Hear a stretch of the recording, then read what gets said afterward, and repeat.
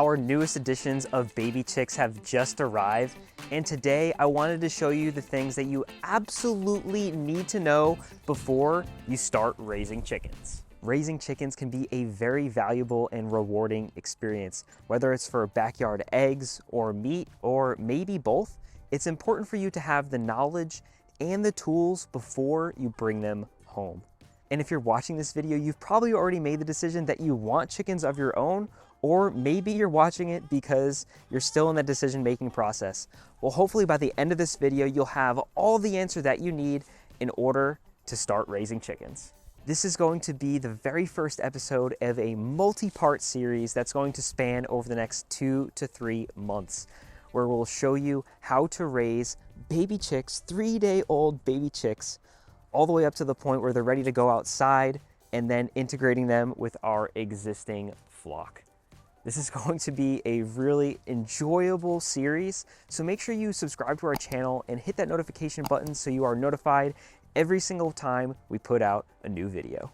The very first thing is identifying your goals, and that will help you choose the right breeds. What I mean is, do you want to raise them for eggs or for meat, or maybe for both?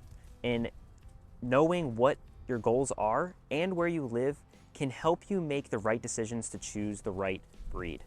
I personally have never raised meat birds just due to my zoning area of where I live in Virginia.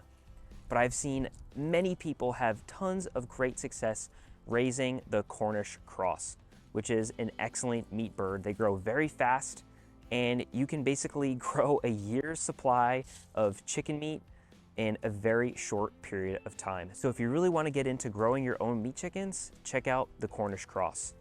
Here at Earth Nails and Tails, we personally raise our chickens for the backyard organic fresh eggs. And some breeds that we have been raising over the past 5, almost 6 years are the Barred Rock and the Rhode Island Red, in which there's got a couple of them eating right here. That's our amazing rooster. His name's Rodney. But they're such hardy, dependable breeds. They have great egg laying production.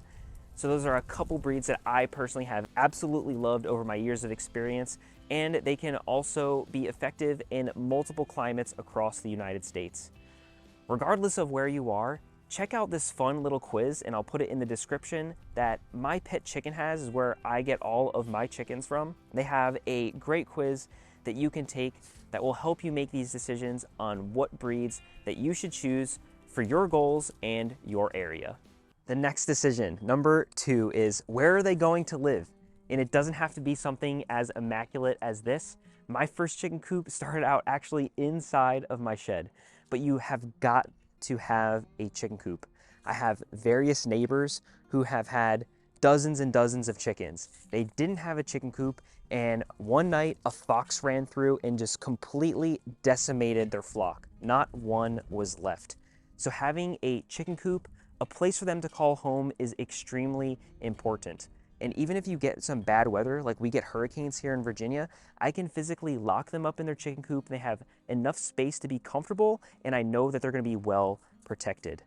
So this is a decision that you have to make before you get your chickens, because if you're raising them from baby chicks, they're going to need a place to live very, very quickly, within 6 to 8 weeks. And this might be something that you have to determine before you go get your chickens or your pullets and bring them home, so that way you will be absolutely sure they will have a home when they're ready. I just finished building this chicken coop, and I'm gonna have a video coming out on it soon, step-by-step instructions on how to create this exact same coop yourself.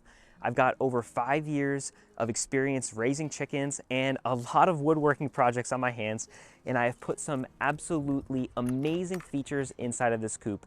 So if you want to be notified when this video drops, make sure you subscribe and hit that notification button so you'll be notified the second it comes out on our channel.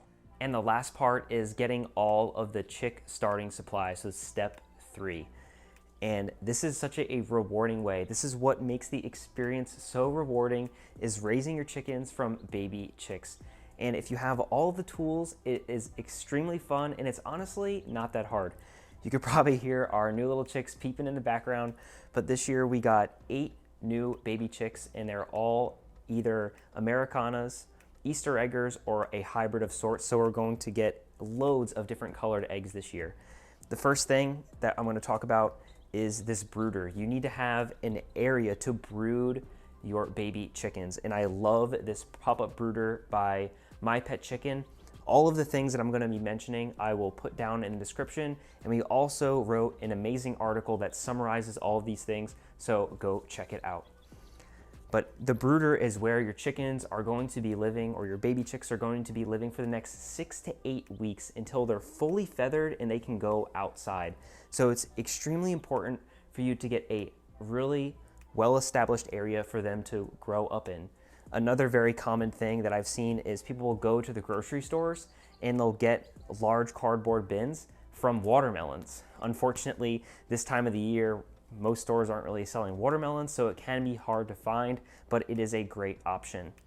If you do take that route, you're also going to have to get some sort of lid, because as they get older, they're going to want to jump and escape the coop, chicken run, right? That's where it comes from.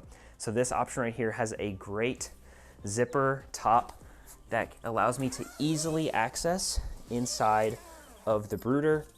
And on the inside here, there's also another door where you can run cords like our heated brooder plate right out the back, and you can also access as well.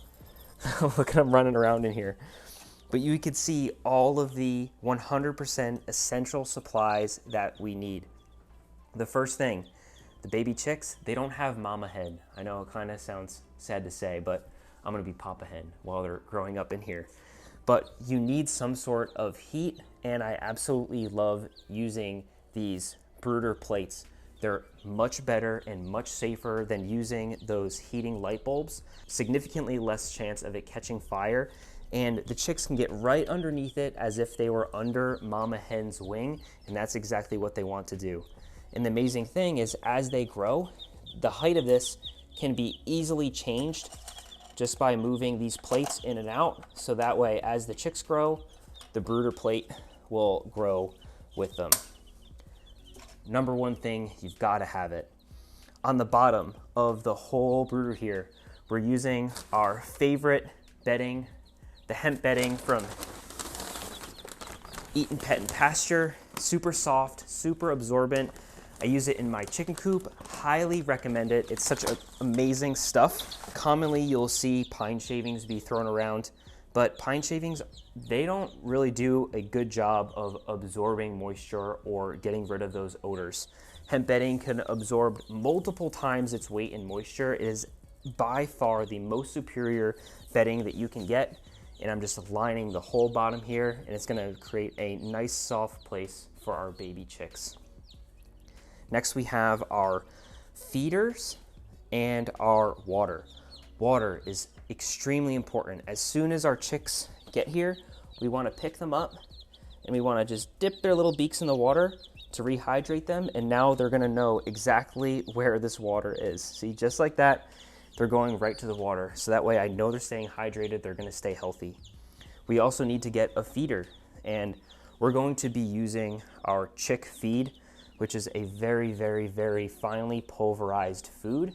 And the chick feed, the chick starter feed, is typically higher in protein and fats, which is going to allow them to grow and give them the nutrients that they need to grow healthy and a little bit faster than normal. So that way we can get them feathered and get them outside.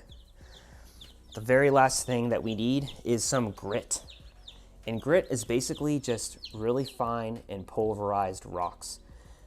Chickens have this organ, what's called a crop, and it sits on their throat. So when they eat their food, all of their food will go into their crop. And that's where, when they eat grit, that's where it sits, right in their crop. And this helps to break down the food that they eat before it goes through the rest of their digestive system. So having grit is extremely important for your baby chicks to get their immune system going, to get their digestive systems going properly, so that way they don't have any digestive problems. Because if they do get backed up, you can start to see some clogged butts, honestly, with all of the poop getting clogged in their vents there. And then you're gonna have to help them by cleaning them and getting all of that poop out of their vents. But if they're not properly digesting their food, they can also get clogged on the inside and it could cause them to potentially die. So having all of these things is extremely important for your chick's happiness. And this is absolutely one of the things you have to consider if you're looking to raise baby chicks at home. Well, I hope you enjoyed this guide of the absolute essentials that you need to start raising chickens at home. Remember, this is only episode 1 of our multi-part series. This was the crash course for bringing home our baby chicks and everything that you need in their early days of life to what they will need in the very near future. And we're gonna be going into even more detail over the next few episodes. So make sure you subscribe, turn on those notifications, and I'll see you for episode 2.